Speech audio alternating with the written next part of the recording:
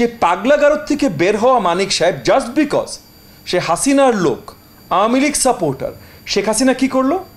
এই পাগলাগারদ থেকে বের হওয়া একজন ভদ্রলোককে নিয়ে তাকে হাইকোর্টের বেঞ্চে বসিয়ে দিল। এবং এই হাইকোর্টের বেঞ্চে বসানোর পর আপনি একজন পাগলকে যখন বসাবেন, সে কি পাগলামি করবে না নর্মাল মানুষের মতো কাজ করবে? বিচারপতি মানিকের প্রথমত উনি জেল মানে কোর্টে পেশ করার সময় যেভাবে আহত হলেন, এটা অত্যন্ত দুঃখজনক। এটা কারোরই হওয়া উচিত না। মানে যত বড় দোষী হোক না কেন, এই সালমান রহমান থেকে শুরু করে দীপু মনি থেকে শুরু করে যেটাই, যখনই তারা আইনের আয়তায় চলে গেছে, এবং অবভিয়াসলি আমি দেখতে চাই তাদের বিচার। আমি দেখতে চাই সালমান রহমান যেন মানে 500 বছর মিনিমাম তার জেল হয়। হাসিনার যেগুলো গণহত্যাকারী তার যে দোষর ছিল, তাদের জন্য অনেকগুলো ফাঁসির মামলা যেন তাদের মানে রায় যেন তাদের প্রতি হয়। তবে বিচারপতি মানিকের কথাটা কেন বলছি, যে তার শুরুতেই বিচারপতি হবার কথা না।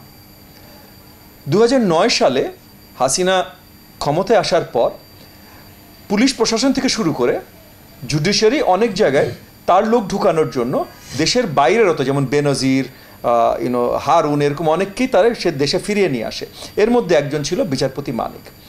বিচারপতি মানিক আইন প্র্যাকটিস তার ছিল, কিন্তু ইংল্যান্ডে থাকাকালীন অবস্থায়, মানে 2009 সালে ওনাকে ইংল্যান্ড থেকে ফিরিয়ে নিয়ে আসে, কিন্তু ইংল্যান্ডে থাকাকালীন অবস্থায় উনি মেন্টাল অসুস্থতায় অসুস্থ হন।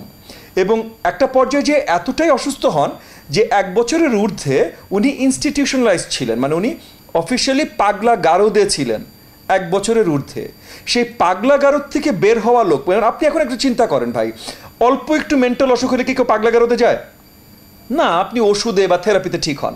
মানে আপনার অনেক বেশি মানসিকভাবে অসুস্থ হতে হবে যে আপনি বছরের ঊর্ধ্বে পাগলাগারদে ছিলেন।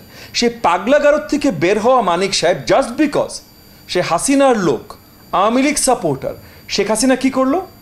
এই পাগলাগারদ থেকে বের হওয়া একজন ভদ্রলোককে নিয়ে তাকে হাইকোর্টের বেঞ্চে বসিয়ে দিল। ডিজাইন, এলিগেন্স, বিউটি, সেরা পণ্য সবার জন্য জেভিকো। এবং এই হাইকোর্টের বেঞ্চে বসানোর পর আপনি একজন পাগলকে যখন বসাবেন, সে কি পাগলামি করবে না নর্মাল মানুষের মতো কাজ করবে? তো সে পাগলামিই করলো। সে স্পিকারের এগেনস্টে মামলা করে, এইটা সেটা করে, এই যে অনেককে নিয়ে ঘন্টার পর ঘন্টা দাঁড়া করিয়ে রেখে, যার মধ্যে আমাদের এই যে কারেন্ট উপদেষ্টা আসিফ নজরুল সাহেবকে কোর্টে নিয়ে কয়েক ঘন্টা দাঁড়া করিয়ে রেখেছিল, অবমাননা করেছিল আর কি, তার সাথে এরকম অন্যায় সে করেছিল। এবং একে নিয়ে তারপর শুধু হাইকোর্টে না, একসময় যে অ্যাপেলেট ডিভিশনে উত্তীর্ণ করলো হাসিনা। তো এখন আমি আপনার কাছে একটা প্রশ্ন রাখি, এবং আজকে এটিএন নিউজের দর্শকদের কাছে একটা প্রশ্ন রাখি, যে এই যে যা পাগলামিগুলো কোর্টে বা টকশোতে এই বিচারপতি মানিক করেছে, এগুলোর পিছে এই যে এই পাগলাগারদে থাকা মানিক সে দায়ী, না তাকে পাগলাগারদে থেকে বের হওয়ার পর এই বেঞ্চে বসিয়েছে যে শেখ হাসিনা, সে দায়ী?